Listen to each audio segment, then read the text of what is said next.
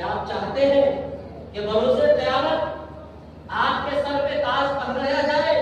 کیا آپ کی خواہش ہے کہ بروز قیامت آپ کو بھی تاج ملے، آپ کو بھی مقام و مرتبہ دیا جائے رب کائنات کی طرف سے؟ تو آپ اپنے بچوں کو حافظ قرآن بنا دیجئے۔ نبی کائنات صلی اللہ علیہ وسلم نے حفاظ کو، حافظ قرآن کو شہادت کے بعد بھی مقام و مرتبہ عطا کیا، جیسا کہ مشہور روایت ہے کہ غزوہ احد میں 70 صحابہ کرام شہید کر دیے گئے، اور ان صحابہ کرام کو جب قبر میں رکھنے کی باری آئی تو نبی کائنات صلی اللہ علیہ وسلم پوچھتے تھے صحابہ سے ایہم